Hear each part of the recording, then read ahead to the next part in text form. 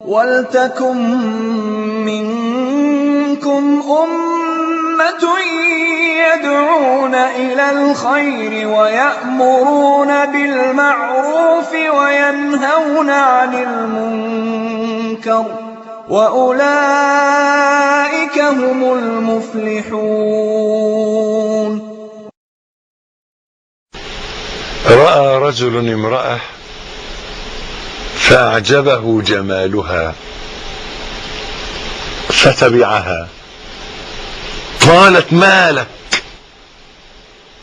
قال: سلب حبك لبي.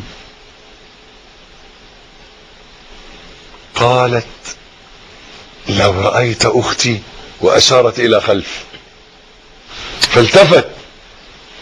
قالت: أيها الكذاب، لو صدقت ما التفت. هي دي، لو صدقت ما التفت.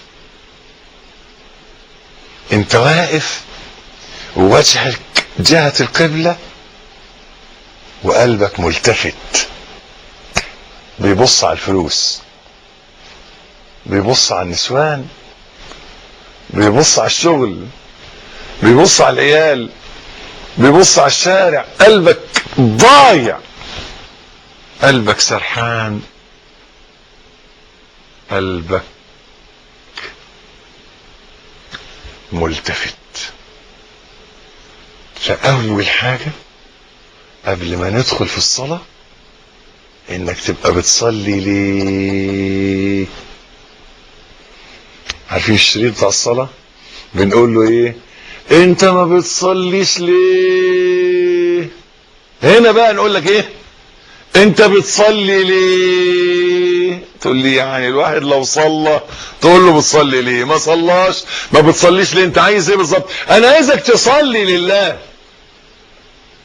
تصلي بجد لله، وعايزك حاجة من اتنين: يا نصلي صح يا نصلي صح، مفيش حل تالت. هنصليها بقى صح ازاي؟ هي دي البداية، انك بتصلي ليه؟ طلبا لرضا الله، عشان ربنا يرضى عني. وايه كمان؟ بس النقطة دي جاية معانا في فضفضة يوم الجمعة ان شاء الله. من صام رمضان ايمانا. يعني ايه ايمانا؟ اسمع سيدك النبي بيقول ايه صلى الله عليه وآله وصحبه وسلم: جاءه رجل وقال: يا رسول الله، أرأيت الرجل يغزو في سبيل الله يريد الأجر والذكر، فما له؟ قال: لا شيء له. فأتاه عن يمينه. الراجل كان قاعد قدام النبي كده، فراح جاي عن يمينه وقال: يا رسول الله، أرأيت الرجل يقاتل في سبيل الله يريد الأجر والذكر، فما له؟ قال: لا شيء له. فالتفت وأتاه عن يساره: يا رسول الله، أرأيت الرجل يقاتل في سبيل الله يريد الأجر والذكر، فما له؟ قال: ألا تفقه؟ لا شيء له. إن الله لا يقبل من العمل إلا ما كان خالصا وابتغي به وجهه.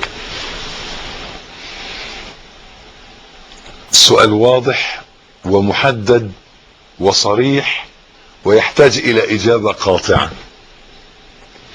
أنت فاهم ولا ترجم؟ طب ادفع. صلى الله عليه وآله وصحبه وسلم.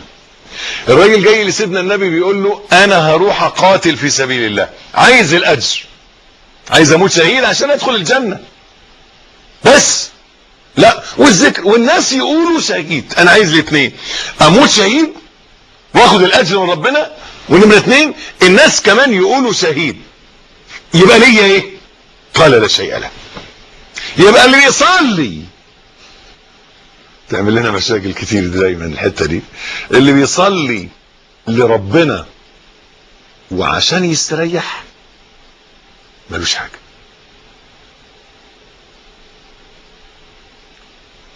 حاسب يا عم الشيخ وبالراحة علينا واحدة واحدة وما تاخدناش في دوكة وفهمني يعني ايه الكلام ده؟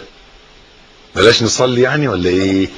لا يا عمي، انا بقول لك صلي لله وبس. لو استريحت خير وبركة. جعلت قرة عيني في الصلاة أرحنا بها يا بلال، ماشي، بس ما بصليش عشان استريح. انا بصلي ليه؟ لله. وايه كمان؟ بس بس بس بس بصلي لله بس، مش عشان حاجة تانية.